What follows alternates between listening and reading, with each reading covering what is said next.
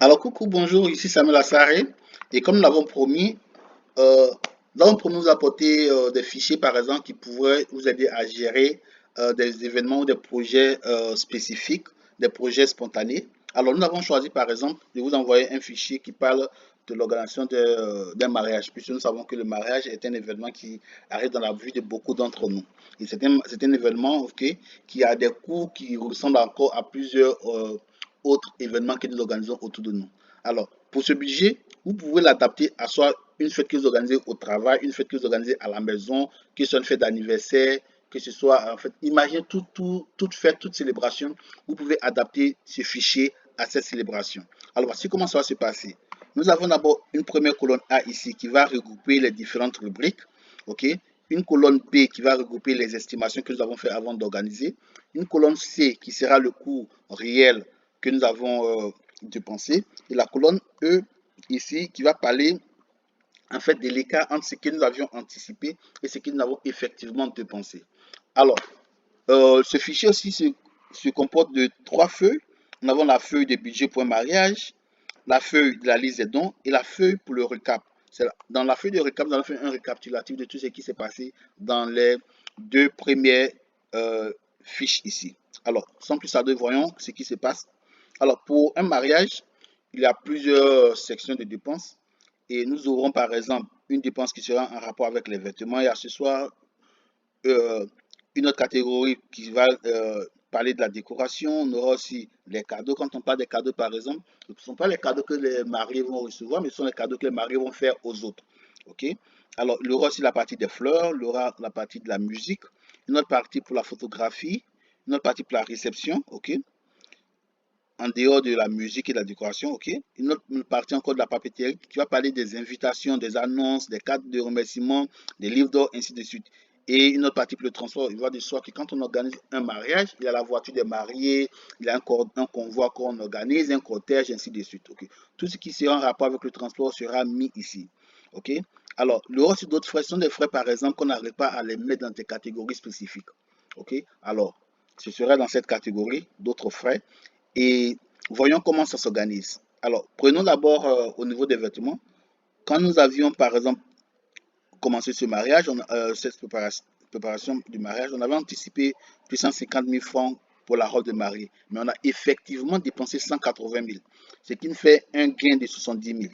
Okay? Ce que vous allez retenir, c'est que dans cette colonne E, tout ce qui serait positif est un plus que nous gagnons. C'est-à-dire que nous dépensons moins que ce que nous avions anticipé. Et quand c'est négatif, c'est-à-dire qu'on a plus dépensé qu'on a anticipé. OK? Alors, donc, dans cette catégorie de vêtements au niveau de la robe de mariée, de 250 000, on a fait une dépense effective de 180 000, ce qui fait 70 000 francs de différence.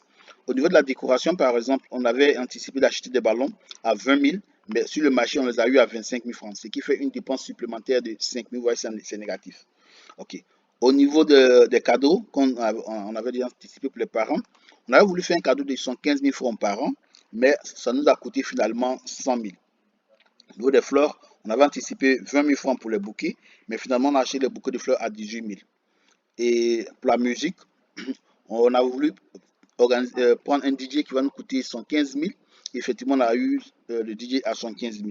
La photographie, l'album photo nous aurait coûté, on avait anticipé 50 000 et effectivement ça nous a coûté 50 000. Donc on verrait s'il n'y a pas de différence. Ok, ce que nous avions anticipé, effectivement, c'est ce que nous avions dépensé. Au niveau de la réception, le gâteau va nous coûter 60 000. Ok, on avait estimé le gâteau à 60 000, mais il va effectivement nous coûter 75 000. Donc un surplus de nos dépenses de 15 000 francs. Et quand on part au niveau de la papeterie, on a 20 000 francs pour la calligraphie qui nous a coûté effectivement 20 000 francs. Donc il n'y a pas de gain, il n'y a pas de surplus ici. Donc il n'y a pas d'économie faite à ce niveau-là. Au niveau des transports, on a anticipé 65 000 francs pour la limousine et ça nous a effectivement coûté 65 000 francs. Au niveau des autres frais, on a les frais des fiançailles de 150 000 qui nous ont effectivement coûté 150 000. Alors, voici ce qui va se passer, que je vais expliquer ici, au niveau des dons. Alors, quand on fait un mariage, on a des dons, ok, sous diverses formes. Il y a nous-mêmes, nous faisons des dons pour notre mariage, c'est-à-dire que l'argent que nous mettons de côté pour organiser notre mariage, on va le considérer ici comme des dons que nous faisons pour notre mariage. Ok? On a des dons aussi qui viennent d'autres personnes, ok? Des personnes autres que nous qui faisons le mariage. Donc, quand vous prenez la ligne jaune ici, à gauche de la ligne jaune, c'est tout ce qui vient des autres personnes. Et à droite, c'est tout ce qui vient des concernés, c'est-à-dire le marié ou la mariée.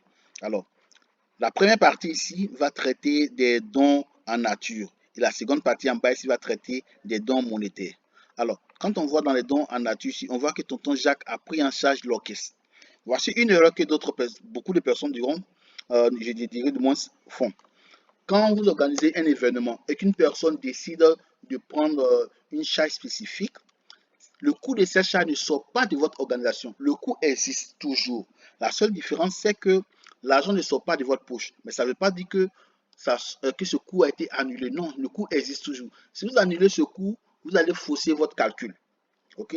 Donc, on peut par exemple faire euh, organiser un événement, par exemple, qui allait nous coûter 1 million, mais à la fin, quelqu'un fait un don de 1 million, et effectivement, nous n'avons pas fait sortir les 1 million, mais la fête a toujours coûté 1 million.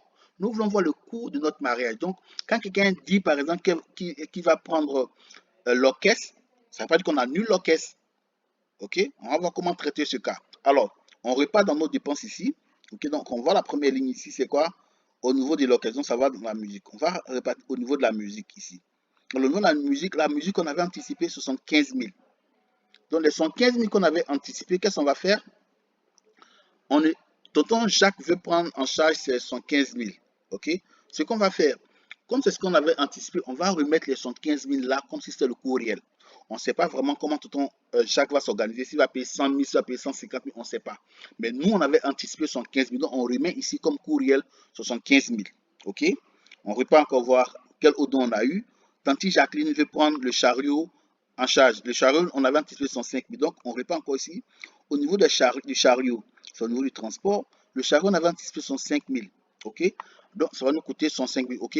Pour qu'il n'y ait ni gain ni perte. OK? Au niveau de l'écart. Donc, on va garder les mêmes 105 000 ici et là.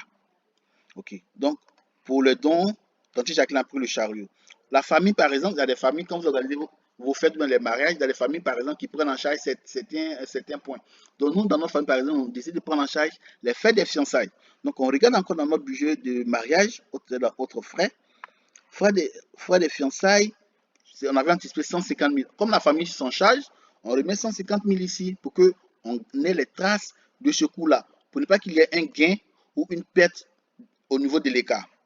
Alors, on repart ici. On voit qu'au niveau des dons en nature, toujours, je vois ici description, calligraphie par moi-même. C'est-à-dire que comme je m'y connais en infographie, je ne vais pas donner le design de ma carte, par exemple, à une autre personne. Moi-même, je peux faire le design de ma carte. Alors, si je fais le design de ma carte à 20 000, on avait anticipé ici 20 000 francs pour la calligraphie. Comme c'est moi-même je vais faire et que je ne veux pas avoir de perte ni de gain, okay, au niveau de l'écart, donc je remets les 20 000 encore ici. OK? Donc ici, dans la liste des dons en nature, j'ai 20 000 francs ici. Maintenant, on a fini les dons en nature. Voyons les dons monétaires. Comme je suis en train d'organiser mon mariage, il y a mon ami, par exemple, qui s'appelle Yao Michel, qui voudrait me faire un don de 5 000. Alors, Yao Michel m'a fait un don de 5 000. Ces 5 000 vont amoindrir mes charges. Donc, il faut que je garde les traces de ce don-là. OK? Donc, Yao Michel a fait un don de 5 000. Vous verrez ici, j'ai gardé les traces de 5 000. Moi-même, qui organise mon mariage, j'ai fait une contribution au mois de janvier de 30 000. OK? Donc, le mois de janvier, j'ai mis 30 000 de côté pour mon mariage. Chaque fois que je vais mettre de l'argent de côté pour mon mariage, je vais l'inscrire ici pour voir ma contribution moi-même vis-à-vis de ce mariage. Maintenant, la dernière colonne qui est le récap. Je reviens dans le récap ici. Ici, je vois la partie du haut, ce sont la partie des entrées. La partie suivante ici, c'est la partie des dépenses. Et la dernière ligne, c'est la ligne des dépenses. Alors, notez que ici, c'est un récap. Donc, tout ce qui s'est passé dans la section budget.maria et dans la section liste vont se retrouver dans la partie récap. Alors, pour le financement, encore on a ici une colonne pour estimer, une colonne pour réel et puis une colonne pour écart.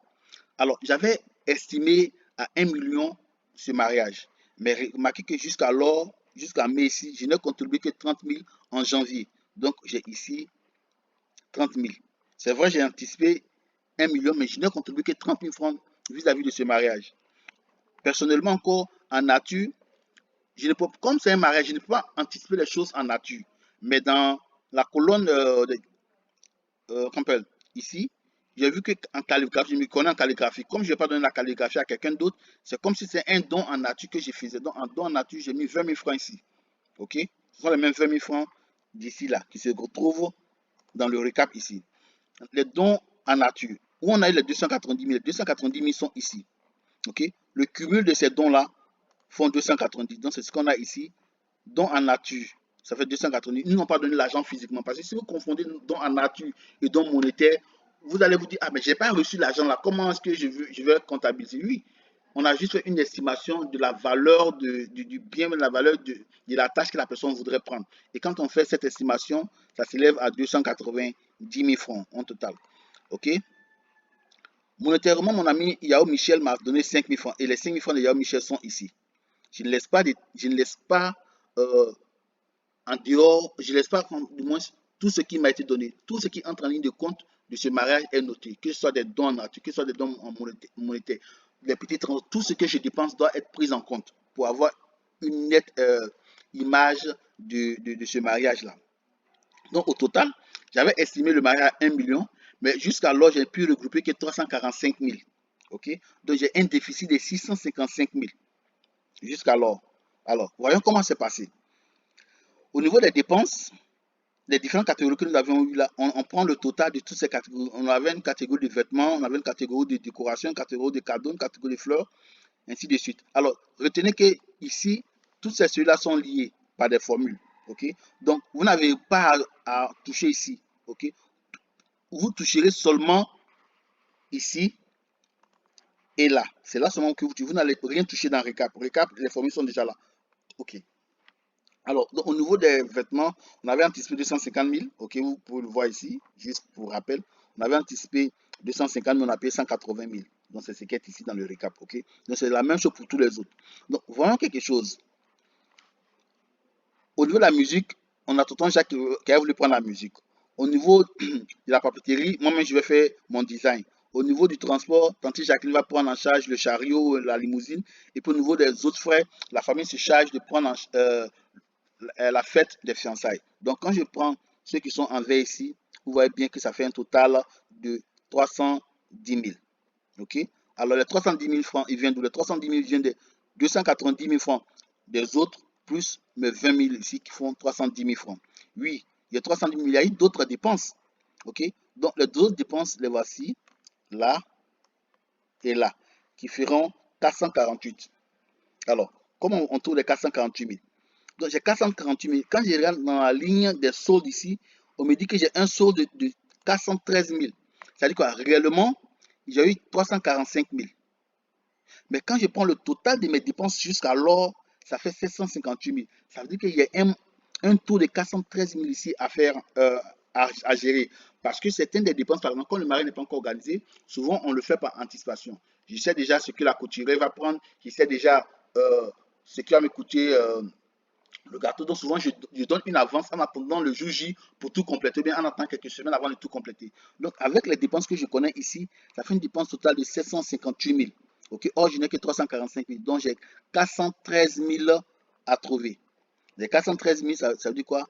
Ça veut dire j'ai avec ce que j'ai eu ici, qui est 345 000 et les dépenses de 758 000, ok, je dois trouver 413 000 ici. Mais quand je regarde ici, je prends les dépenses qui ne sont pas en vert, ça fait 448 000. Les 448 000, n'oubliez pas que moi-même j'avais déjà 30 000 ici que j'ai contribué et j'ai reçu 5 000, ça fait 35 000. Donc quand j'enlève 35 000 de ces 435 000 de ces 448 000, effectivement, il me reste 413 000. Donc, je dois trouver 413 000 comme argent. Alors, voici cette vidéo que nous avons partagée avec vous. Prenez soin de bien regarder encore la vidéo et n'oubliez pas de poser les questions pour mieux comprendre. Nous nous retrouverons dans le groupe pour pouvoir partager vos commentaires, vos contributions et aussi poser les questions qu'il faut. Merci et à nous revoir pour les prochaines sessions.